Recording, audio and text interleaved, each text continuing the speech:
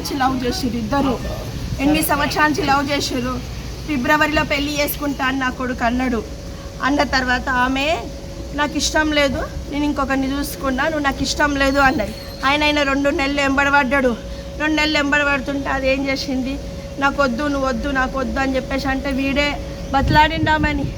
బతలాడినాక ఆమె ఇంటికి వచ్చింది. వాళ్ళ డాడీకి తెలిస్తే కేసులు పెట్టిరు, అన్ని కేసులు పెట్టి జైలుకు పంపించారు. నా కొడుకు కన్యం పుణ్యం తెలియదు. అమ్మో నేనేం చేయాలి.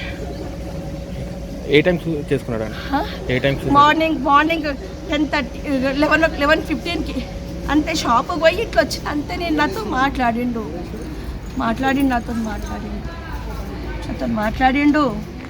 మాట్లాడితే మమ్మీ నేనేం చేసుకోను మమ్మీ, నువ్వు ధైర్యంగా ఉండు మమ్మీ అన్నాడు.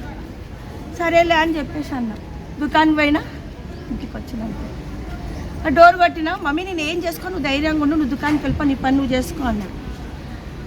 అంటే సరే అని మళ్ళీ నేను పైన సంగు దగ్గర పోయినా. సంగు కొంచెం కిందికి రాసి అన్ని గడ ఎట్లనే వేస్తున్నా అంటే సరే అక్క అని చెప్పి చేయగట్టుకొని కిందికి వస్తూనే ఉన్నారు. అంతే డోర్ ఓపెన్ చేస్తూనే ఉన్నాం. ఇంత పని చేసిండు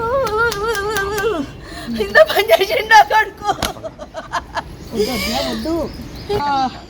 ఇచ్చి లవ్ చేసిర్రు ఇద్దరు. 8 సంవత్సరాల నుంచి లవ్ చేసిర్రు. ఫిబ్రవరిలో పెళ్లి చేసుకుంటా అని నా కొడుకు అన్నాడు. అన్న తర్వాత ఆమె నాకు ఇష్టం లేదు, నేను ఇంకొకరిని చూసుకున్నా, నువ్వు నాకు ఇష్టం లేదు అన్నది. ఆయన 2 నెలలు ఎంబడబడ్డాడు. 2 నెలలు ఎంబడబడుతుంటే అది ఏం చేసింది, నాకు వద్దు, నువ్వు వద్దు, నాకు వద్దు అని చెప్పేసి అంటే వీడే బతలాడిండామని. బతలాడినాక ఆమె ఇంటికి వచ్చింది. వాళ్ళ డాడీకి తెలిస్తే కేసులు పెట్టిరు, అన్ని కేసులు పెట్టి జైలుకు పంపించారు. నా కొడుకు కన్యం పుణ్యం తెలియదు. అమ్మో నేనేం చేయాలి.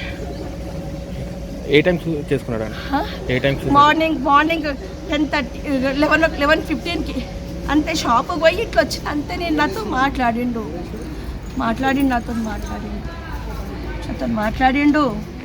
మాట్లాడితే మమ్మీ నేనేం చేసుకోను మమ్మీ, నువ్వు ధైర్యంగా ఉండు మమ్మీ అన్నాడు.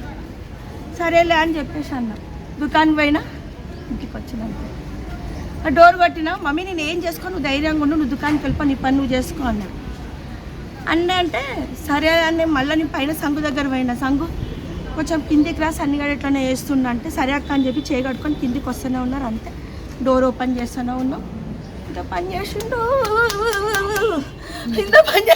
కొడుకు.